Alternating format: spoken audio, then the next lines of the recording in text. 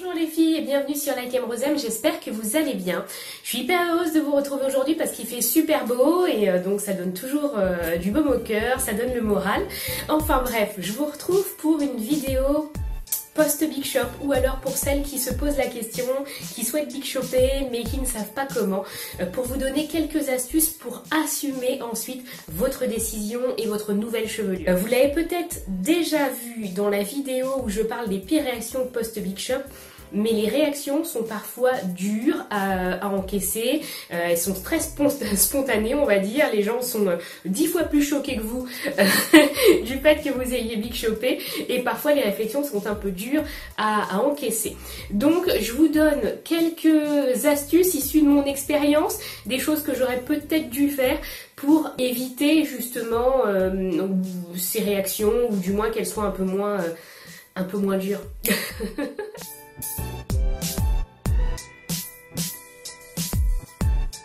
Conseil, ce serait de couper vos cheveux pendant vos vacances. Pourquoi? Parce que pendant les vacances, vous êtes tranquille, il n'y a pas les collègues, etc. Et vous avez le temps en fait de vous faire à votre nouvelle tête, à votre nouvelle chevelure. Du coup, vous vous assumez davantage lorsque vous revenez au travail au bout de quelques jours ou quelques semaines. Et une femme qui s'assume est forcément une femme qui est beaucoup plus jolie qu'une femme qui manque d'assurance. En plus, être confiante, avoir confiance en soi, permet également de mieux vivre les critiques et de mieux les surmonter. Troisième chose, après quelques temps après un Big Shop, les cheveux changent. Lorsque l'on coupe nos cheveux, souvent, après les cheveux sont secs, ont des frisottis, etc. Donc, il ne faut pas être déçu tout de suite de la texture de ses cheveux, se dire oh là là, c'est vraiment horrible, pourquoi j'ai fait ça, etc.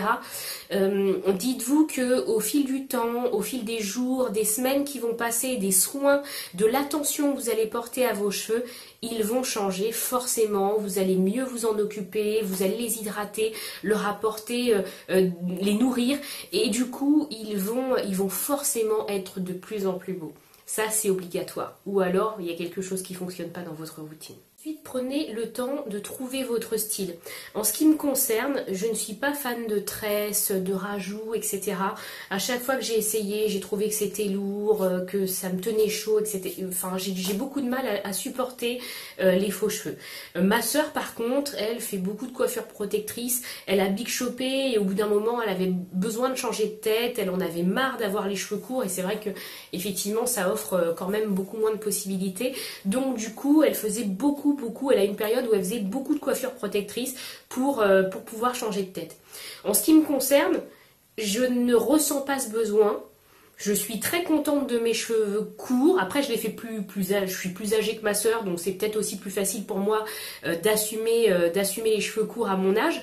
Mais je joue en fait avec mes cheveux, je m'amuse à mettre, là j'ai une barrette ici, une barrette là, à mettre un bandeau, à mettre des espèces de petites perles, là, je sais pas comment ça s'appelle.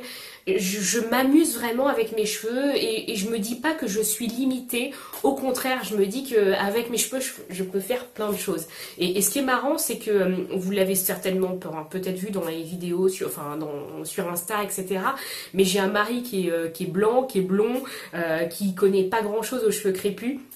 Et contrairement aux idées reçues qu'on peut avoir, lui quand je me fais un afro de dingue, il me dit oh c'est super, j'adore, il y a du style, c'est super et ça me fait rire parce que moi à chaque fois je suis étonnée en me disant mais il va se dire mais qu'est-ce que c'est que ce truc et en fait il trouve ça génial, il trouve que on a de beaux cheveux et souvent quand je lui parle de coiffure protectrice il me dit mais pourquoi tu veux faire ça? T'as des cheveux magnifiques, enfin ça me fait rire et c'est vraiment, je pense qu'il faut s'assumer, il faut aimer ses cheveux et il faut trouver son style, il faut s'amuser, trouver des coiffures qui nous vont, qui nous plaisent et forcément si vous êtes un peu curieux, il y a plein de choses sur internet, plein de choses maintenant c'est très à la mode hein, quand même d'avoir les cheveux naturels, donc il y a plein d'idées, Pinterest aussi en donne pour vous inspirer, pour trouver votre style. Autre chose, il faut tout de suite se créer une routine. On l'entend partout, routine capillaire du soir, routine capillaire du matin, enfin, voilà. Mais c'est hyper important, c'est pour ça que vous le voyez partout. Se créer une routine tout de suite, même si elle n'est pas bonne, parce que forcément dès le début on ne peut pas faire quelque chose de topissime, de génial, etc. Elle apportera quelque chose, elle sera forcément bénéfique. Si vous utilisez des produits qui ne sont pas bons pour vos cheveux, eh bien vous les mettrez de côté, vous saurez au moins qu'ils ne sont pas bons pour vos cheveux. Et si au contraire vous trouvez que c'est plutôt pas mal, eh bien vous les gardez et vous saurez qu'ils sont plutôt bien, plutôt adaptés à votre texture, à votre type de cheveux. Donc, quoi qu'il arrive, adopter une routine capillaire, ça va vous aider aussi à gagner en régularité, à être constant, à se dire toutes les semaines je fais mon petit shampoing, mon petit truc, enfin bref, ça va vous donner une régularité, une constance qui fait que vos cheveux aussi seront de plus en plus beaux au fil du temps. Que vous créez votre routine, n'hésitez pas à écrire ce que vous mettez dans vos cheveux, les différentes étapes et également avec quelle régularité vous faites chaque chose. Ça vous permet de vous souvenir, parce que souvent on fait des mélanges, il faut dire ce qui est, ça vous permet de vous souvenir des mélanges que vous avez fait, par exemple des différentes huiles que vous avez associées, et ça vous permet de vraiment mémoriser ce qui va ou ce qui ne va pas à vos cheveux, de savoir ce que vous avez fait ou pas, de parfois revenir en arrière et dire tiens, là j'avais noté que c'était pas mal ce produit-là.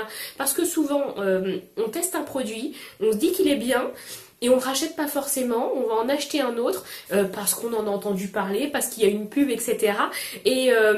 Et au fil du temps, on va oublier le précédent produit qui allait en fait très très bien à nos cheveux. On a tendance à s'éparpiller au bout d'un moment.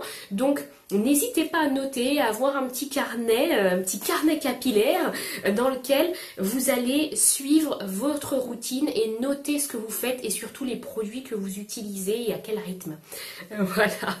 Enfin, en ce qui concerne les produits capillaires, soyez curieuses, mais pas des acheteuses compulsives de produits. Ça ne sert à rien en fait d'accumuler plein de produits de marques différentes, plein de gammes différentes dans ces placards de salle de bain. Pourquoi? Parce que ça va vous ruiner. Deuxièmement, parce qu'ils ne vont pas forcément convenir à vos cheveux. Et troisièmement, parce qu'on ne peut pas tout tester en même temps. Il faut un certain temps pour que vos cheveux réagissent à un produit, pour qu'ils s'y habituent, et pour que vous puissiez voir le résultat sur vos cheveux. Si vous achetez 36 000 produits, vous ne pourrez pas tous les tester en même temps quoi qu'il arrive, sinon, non, ça n'aura pas de... L'impact sur vos cheveux ne sera pas le même que si vous utilisez le même produit pendant 3 semaines, 1 mois. Donc, soyez cohérentes, commencez par finir les produits que vous avez. Ouvrez vos placards de cuisine. Si vous avez de l'huile de pépins de raisin, de l'huile d'olive, de l'huile de coco, c'est généralement très bien. Pour les cheveux, apprécient ces huiles. Et ensuite, échanger avec les personnes que vous connaissez, qui ont les cheveux crépus, qui ont déjà une expérience avec certains produits capillaires et qui pourront vous donner leur ressenti. Ça vous permettra de regrouper ces avis et de vous dire, bah tiens, il y a ce produit qui ressort plus particulièrement, je vais peut-être voir s'il est adapté à mes cheveux. Et ça vous permettra de faire des achats plus intelligents, plus raisonnés et de faire des économies. J'espère que cette vidéo aidera celles qui souhaitent Big Shopper mais ont un petit peu peur, celles qui viennent tout juste de Big Shopper, mais également celles qui ont du mal à assumer leurs cheveux crépus courts, parce que je sais que ce n'est pas évident, je suis passée par là et je tenais vraiment à faire cette vidéo qui m'aurait peut-être aidé moi. Juste après mon Big Shop. Je vous fais de gros bisous, je vous embrasse très fort et je vous dis à très vite sur les réseaux sociaux et à bientôt sur la chaîne YouTube. Bye bye.